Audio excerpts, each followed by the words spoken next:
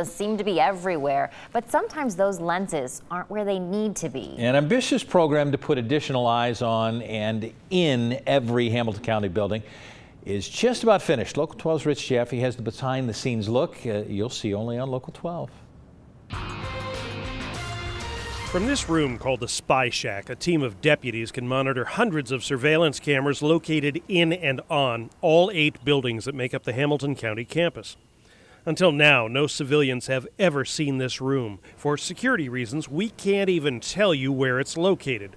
But thanks to the efforts of 3 deputies and a handful of Hamilton County officials, this state-of-the-art surveillance center is already making a difference in the safety and security of everyone under its watchful eyes. Deputy Ken Pendleton has been heading up the project. I have a front shot right there. If I get off the elevator, it's a wide angle, captures the stairwell, the elevator, captures the whole area. And then as soon as you walk in, you're on camera in the courtroom.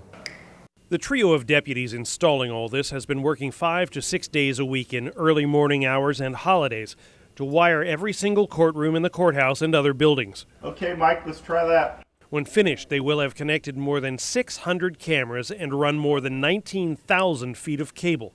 They have drilled through 3-foot-thick concrete walls and crawled through ceilings so dirty they came out looking like coal miners.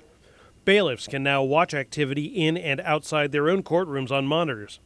Judge Megan Shanahan's courtroom was the first to get wired. We've had people murdered within 24 hours of a witness testifying. It is very real. I don't know if our community realizes that. And a large part of that is the ability of these smartphones nowadays to catch images. Those people go back out into the community, spread that image around, Facebook, Twitter, whatever, and the next thing you know, somebody's dead. Last year, Craig McIntosh was sentenced to 15 years in prison for a pair of killings. Supporters packed the courtroom and used cell phones to photograph witnesses and let others know about testimony. During McIntosh's trial, the brother of a witness was shot and killed the afternoon the witness testified. McIntosh's brother was murdered a week later. While increasing the county's eyes all across the campus may seem like a natural outgrowth of our national sense of heightened security, the issue has become particularly significant locally in just the last few years. In September 2014, during the lunch hour, Howard Martin Jr., a psychopath, attacked Michael DiPuccio with a butcher knife on the street in front of the Hamilton County Prosecutor's Office.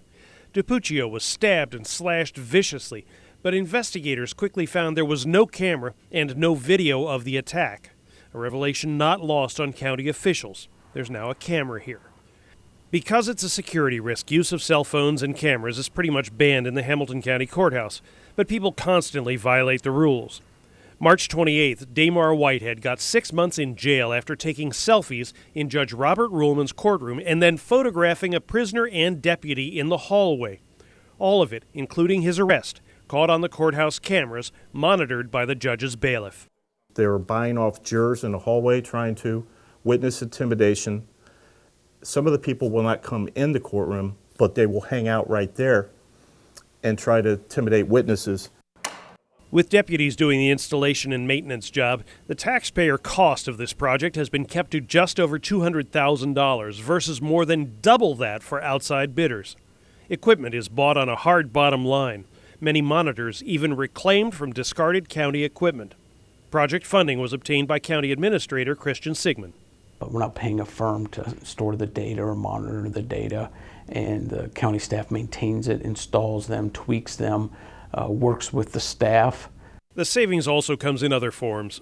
If you have something on camera that occurs where you're accused of being a liable party to that, but you're really not, and you have that on camera, it could save hundreds of thousands to millions of dollars in liabilities. The cameras and the video obtained from them is already being used on a daily basis by both the county and the city. It will also be key if there's a major event. So if we have an active shooter event in or outside our buildings, the 911 center up in the northwest part of the county can see it. All of which means, hopefully, when it comes to county buildings, you might run, but you won't be able to hide from these. Rich Jaffe, Local 12 News. The attention to security is not stopping with the surveillance system. Each of the county buildings has a building security committee now. The next upgrade is for 900 new panic switches throughout the building that houses jobs and family services there.